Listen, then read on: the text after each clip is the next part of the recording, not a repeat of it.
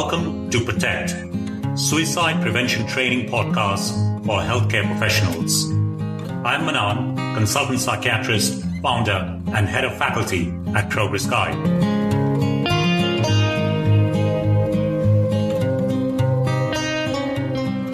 Good day. I'm Mahi, your host for episode 5, Optimise Pain Relief. This is the second chapter in the core module. The first, Care Compass, was all about striking a balance between risk and recovery.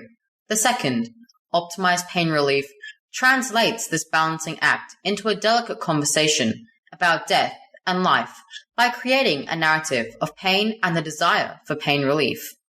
This narrative is the foundation of relational safety. Manan, will you please elaborate on relational safety and how does one go about creating it conversationally?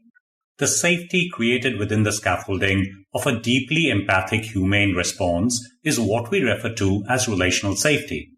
Exploring the suicidal darkness of a person in deep distress begins with the acceptance that the light of hope may be met with skepticism and resistance. Acceptance of ambivalence towards life and living allows for an empathic response. The professional can then truly grapple with the individual origin and course of development of psychic. The term coined by Schneidman seeks to capture the intense psychological pain of a mind trapped in suicidal distress. In the face of overwhelming life challenges, suicide becomes a salient solution to the problem of life and the associated unbearable pain emanating from it. Effectively, thoughts, plans, or acts of suicide become a proxy for pain relief or the promise of pain relief. You were saying that pain or the desire for pain relief is at the heart of the dissonant positions of dying taken up by the person needing support and living taken up by the professional supporting.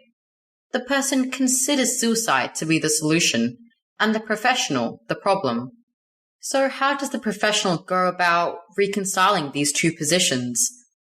Reconciling these two positions, life and death, problem and solution, requires mindful clinical practice. Remember that the person thinks that life is the problem and death is the solution. Most people with mental health challenges have a degree of apprehension before reaching out or accepting help. During a serious suicidal crisis, there is a step change in the magnitude of ambivalence the person feels towards an offer of support. The death orientation of the person in suicidal distress emanates from a belief that suicide is the solution to unbearable psychological pain. In contrast, the professional has a life orientation, believing suicide to be the problem that ends all solutions. These are two extremely divergent positions. Attempts to frame suicide as the problem when the person in distress perceives it as potential pain relief. Would it not make the distressed individual even more entrenched in their position? Exactly. And then it will be followed by an unhelpful power struggle. Jobs articulates how many professionals work from the position that suicide is not an option. One might be clinically and morally opposed to suicide, but the reality is that suicide is a very real option for the person who is overwhelmed by life. In a way, what we believe is almost irrelevant. Professionals taking up the opposite stance is not only invalidating and non-empathic, but is blatantly untrue. So how does one attempt to establish a middle ground? Jobs suggests an explicit discussion about commitment to treatment. In it, patients in suicidal distress are not asked to give up on suicide, but to temporarily suspend suicide as an option while they fully engage with treatment, giving it the time and opportunity to have an effect. Candidly explaining that if the treatment does not work, they can always return to suicide as an option, thus making the case with openness and honesty that they have nothing to lose and everything to gain. This seems like a fairly nuanced conversation. Is there a simple approach, or can you break this down for our listeners? Consider the case of Mary and Richard, a newly married couple who have bought their first property. Before they move in, they decided to do some decorating. A disagreement ensues over the color the kitchen should be painted. Mary wants it painted green, but Richard wants it yellow.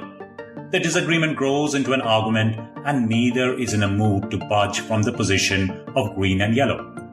It is customary in such a situation for one or both to compromise and bring the two positions closer. For example, Mary gets a green kitchen and Richard can bring with him his Star Wars collectibles, which Mary is desperate to get rid of to create more room. From a win-win like this, to two walls green and two yellow, to a lose-lose blue kitchen where no one gets what they wanted, all different forms, shapes and sizes of compromises take place in a situation like this. Sorry, I'm not following. What has the color of a kitchen got to do with suicidal distress? Stick with me, there is a point to the story. Instead of compromising, Mary and Richard could take an alternative approach to dig deep and understand what lies beneath the entrenched positions of green and yellow. Mary says, I grew up with a green kitchen and I have so many happy memories. Painting it green will make it a friendlier space. Richard replies, the room is quite dark. Painting it yellow will make it brighter and will make it a much friendlier space. These interests underlie the positions of green and yellow. In fact, both have a need for a friendlier space. Digging deep often reveals overlapping needs. Understanding each other's position in terms of interests and needs may help gain an alternative perspective with common ground.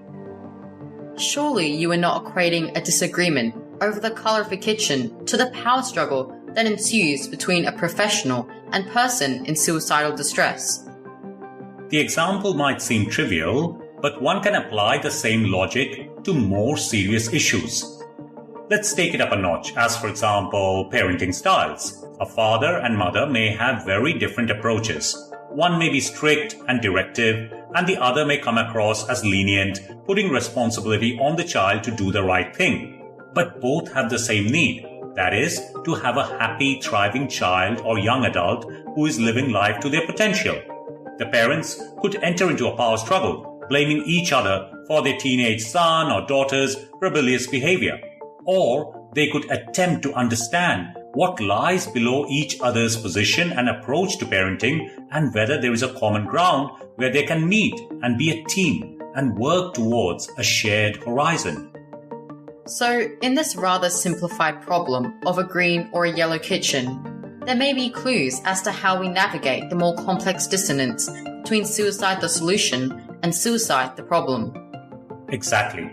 To gain an alternative perspective into the mind of a person in suicidal distress, we recommend a similar approach where the professional digs deep to establish the interests and needs that underlie the position of dying. When faced with the ambivalence a person is experiencing towards life, it is strongly recommended to avoid a power struggle. Professionals need to temporarily relinquish their strong desire to pull over the person from their death orientation to one of living. This requires courage, as it might go against all that the professional believes in and is trained in. You were saying curb this urge and dig deep? Yes, dig deep and gain an understanding of how the underlying interest to escape entrapment and the need to be pain-free manifests as suicidality. Construct a pain-based narrative and help the person see that their desire to eliminate excruciating pain is a justifiable response, a response they share with all other living beings. This validation will go a long way in establishing the safety partnership. But above all, seek first to understand and then to be understood. Seek first to understand and then to be understood. Is this at the heart of relational safety? Yes, seeing the world from the person's view can help the partnership get through some trying times ahead. The conversational skills needed to navigate ambivalence without activating resistance are covered in detail under motivational interviewing strategies in the Aspire module. We have an entire chapter on acceptance. Open questions, affirmations, reflections, and summaries, in short, called OR skills from motivational interviewing, will help the professional connect the position, interest, and need for the person in suicidal distress. Explicitly articulating to the person why a pain-guided desperate measure seems like a reasonable response is healing in its own right. But surely encountering suicidality activates the professional's desire to jump in and rescue. Yes, they want to help a person in pain be pain-free. So the professional begins to explain alternatives to suicide prematurely. The challenge of empathy demands that professionals do not focus on what they need to say, but what the other needs to hear. So what does the other need to hear? What a mind in crisis needs to hear is an empathic acceptance that their suicidal desire, their thoughts and actions are undertaken in the interest of escaping entrapment and the need to be pain-free. The professional must comprehend this connection first. If they do, not only can they understand the apprehension to the offer of help in terms of life and living, i.e. safety, as it equates to more pain, they can then guide the person to see how in their desire to eliminate the pain, they are eliminating life. So, I'm assuming that validating the suicidal distress in this fashion opens up the conversation for potential alternatives that are less drastic. Yes, in terms of pain relief, they may be much slower than suicide, but they are effective in either chipping away at the pain or improving one's tolerance to it. When a professional can explain these connections with openness and honesty, not only do they gain the trust of the individual, but also the commitment to work together towards a life orientation that does not involve a power struggle, therein constructing relational safety. How does this differ from conventional risk management training? Knowing that a fellow human being has made a genuine effort to understand their predicament and their desire to be pain-free has a healing touch that no paper-based tick-box risk assessment can come even close to matching. Validating the connection between suicide and pain allows for the connection between pain relief and hope to flourish. The person in distress is then more open to forming an alliance that accepts professional expertise as help rather than a hindrance. This partnership approach of forming an alliance is at the heart of relational safety, and many conventional risk management courses don't even touch on this. An alliance or partnership. Does this mean they will be more willing to bring to play their own lived experience and what works for them? Spot on. Each person's recovery is individual to them, and thus the unique context is essential. We believe if such an alliance is to be established, it calls for a sensitive but candid dialogue that is framed in terms of the professional's curiosity to establish what matters to you. This will reveal the source of pain and ways in which it can be addressed. Constructing relational safety calls for a value set that is lived in every action, whether that be listening with fascination or using healing words to capture hope. All of these things are essential for shared decision-making and getting the person on board and getting them to use their lived expertise in their recovery journey. In conclusion, it seems the objective is to co-create a pain relief narrative that the person has ownership of. Then, through the subtle art of empathic persuasion, the professional takes the person in distress on a journey of guided discovery, while candidly explaining that the professional's role is to find alternative ways of escaping the entrapment. The professional helps the person connect the dots until they see that they want to be pain-free, and the professional wants to help them be pain-free. There is common ground between the two, grounds for a partnership. This journey of shared discovery makes it abundantly clear that the pain can be chipped away at or the tolerance to it can be improved. This makes it appropriate to keep suicide in abeyance, giving treatment a chance to take effect.